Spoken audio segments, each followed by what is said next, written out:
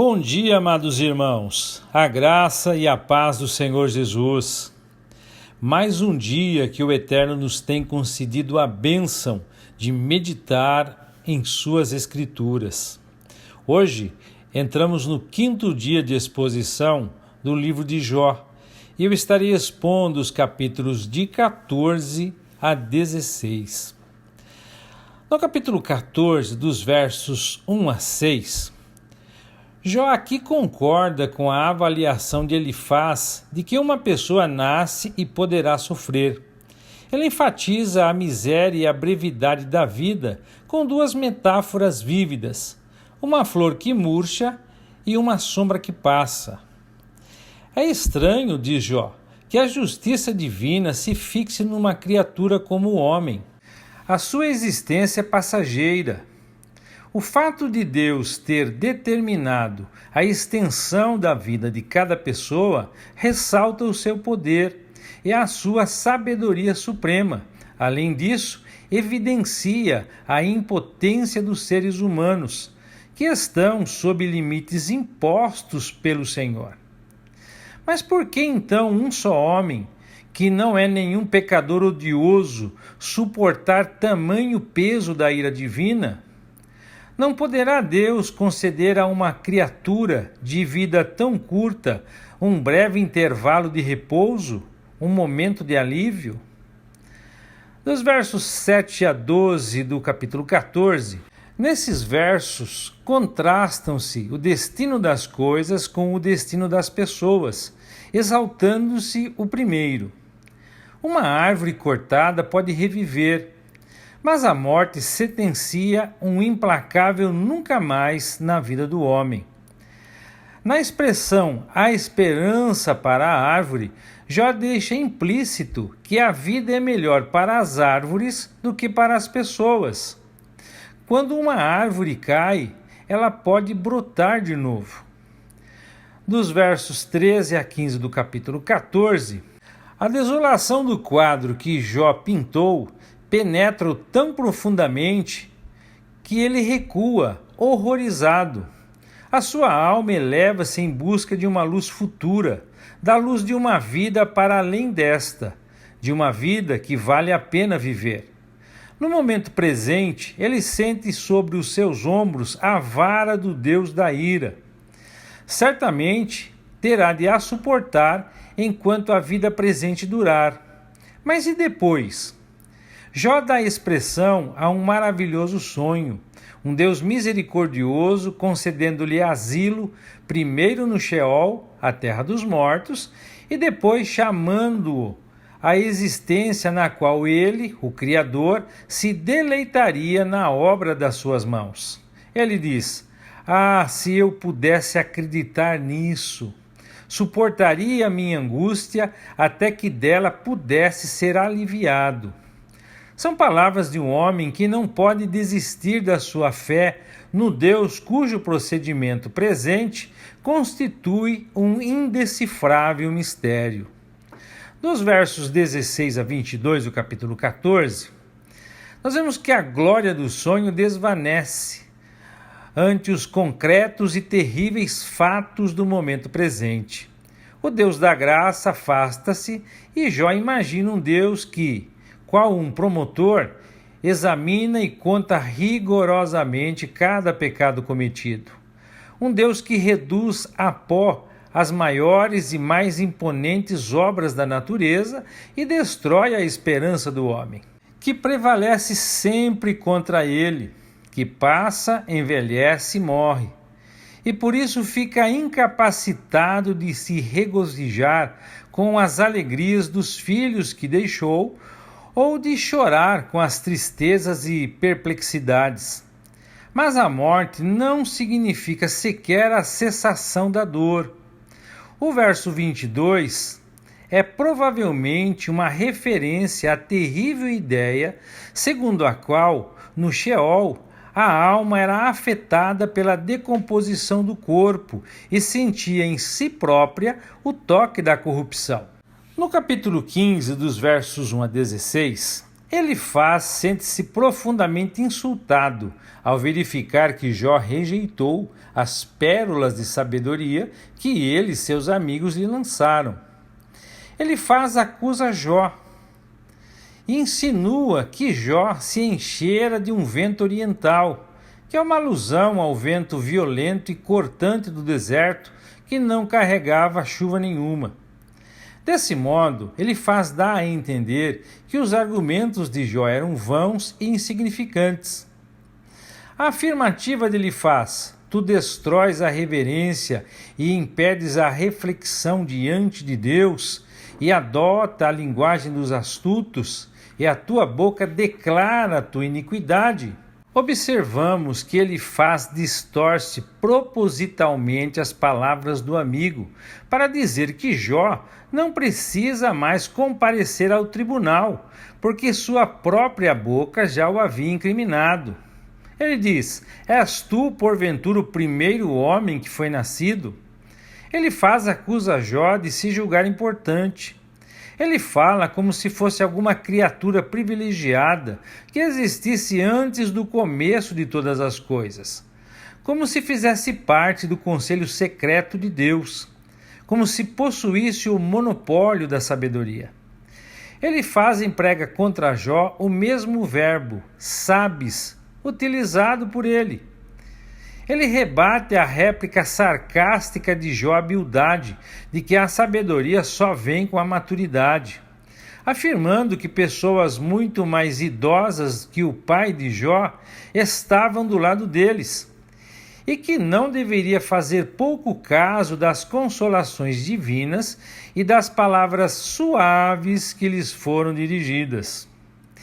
É esta a principal flecha que se disparam os amigos no segundo ciclo de discursos.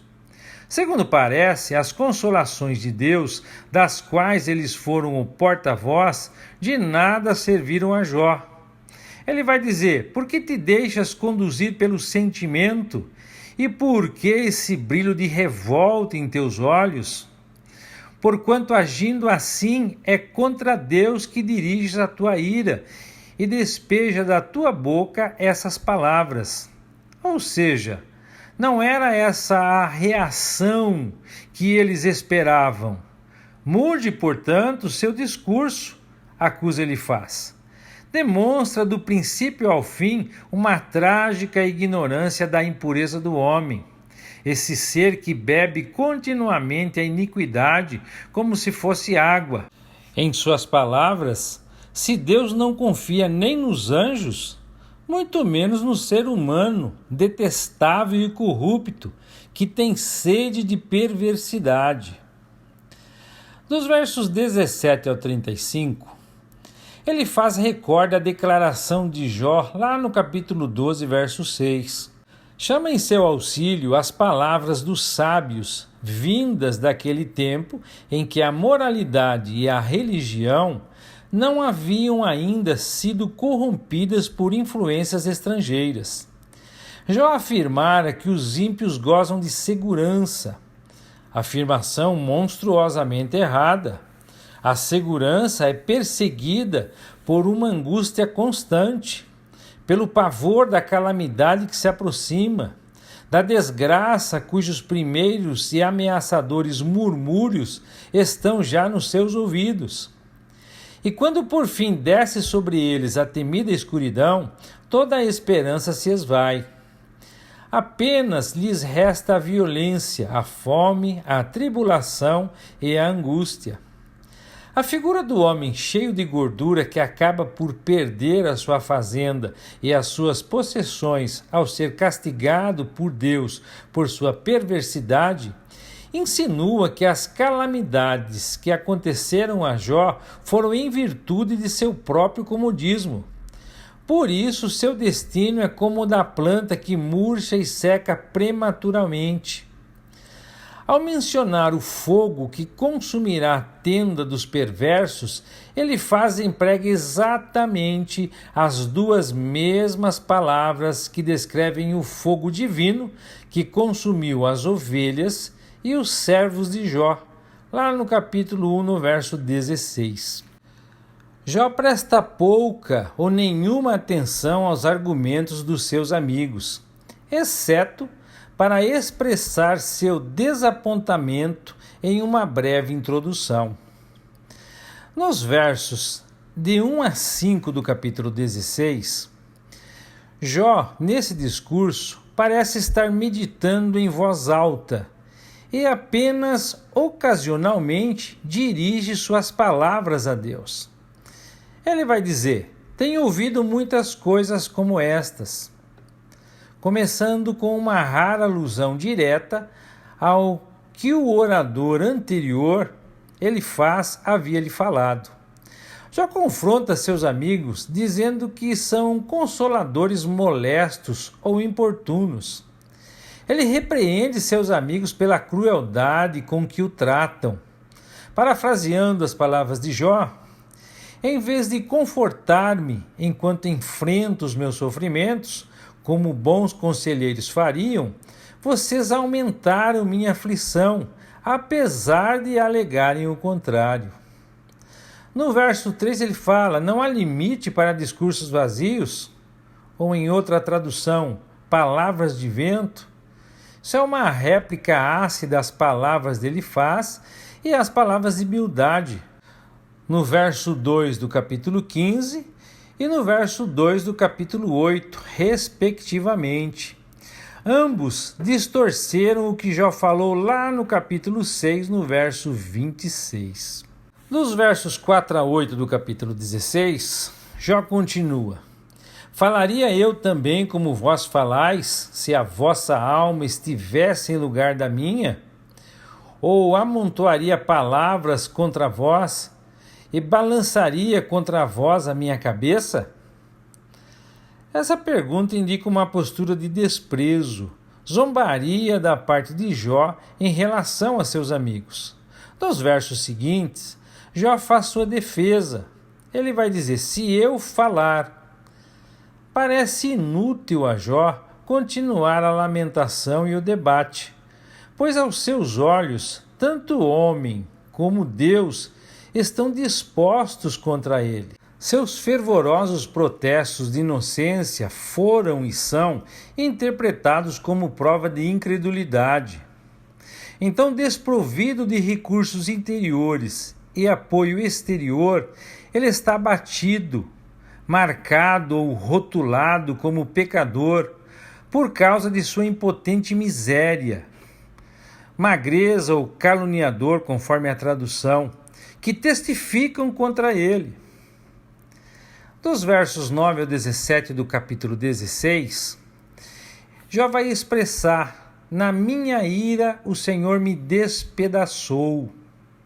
Ele entende que Deus o está perseguindo para dilacerá-lo, rangendo contra ele os dentes e, além disso, está debaixo do ameaçador e faiscante olhar de seus adversários.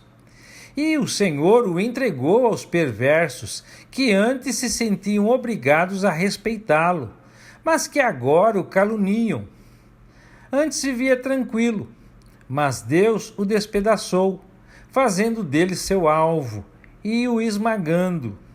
Suas flechas uniam ao seu redor, tendo uma delas perfurado os seus rins e derramado o seu fel, ferindo-o com um golpe atrás do outro, e o atacando como um guerreiro violento, e reduzindo-o a uma ruína soluçante, prostrada no pó. E tudo sem motivos. E ele conclui, dizendo: apesar de jamais ter agido com violência, e de sempre ter orado com sinceridade. Nos versos 18 a 21 do capítulo 16, o poder de Deus que é revelado ao homem na sua fraqueza capacita Jó agora a esperar pelo impossível. Na parte A do verso 18 ele vai dizer: ó terra, não cubras o meu sangue. O grito do sangue inocente de Jó, exigindo vingança, não deve ser abafado. Na parte A do verso 19, Jó vai dizer: já agora sabei que a minha testemunha está no céu. Esta testemunha celestial só poderia ser o próprio Deus. Ele vai dizer no verso 20, parte B: os meus amigos zombam de mim. Jó ora com lágrimas para que ele mantenha o direito do homem contra o próprio Deus e contra o seu próximo. Afinal, diz Jó no verso 22, mais alguns anos apenas e partirei para minha última viagem, aquela da qual ninguém retorna. A identidade da testemunha de Jó aqui é contestada.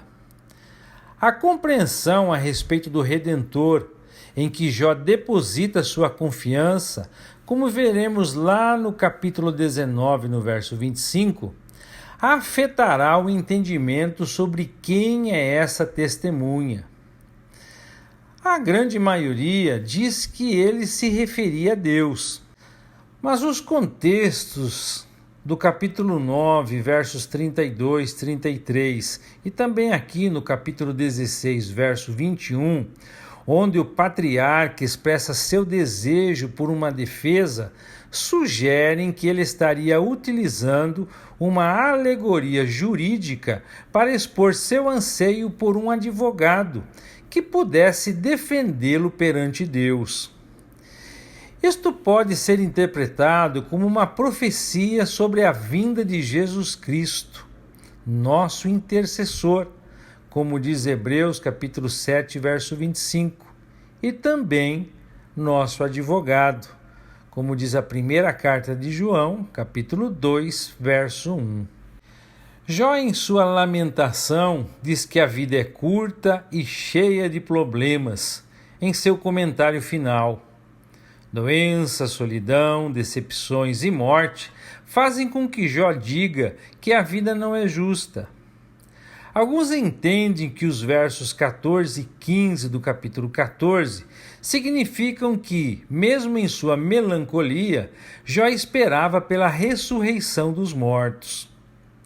Se isto for verdade, então Jó compreendeu a única verdade que poderia colocar seu sofrimento em perspectiva. A solução de Deus para os que nele creem, que vivem em um mundo completamente injusto, é a garantia da vida eterna com ele. Não importa quão injusto seu mundo presente possa parecer. Deus oferece a esperança de estarmos em sua presença eternamente. Pois disse Jesus: eu sou a ressurreição e a vida. Quem crê em mim, ainda que morra, viverá.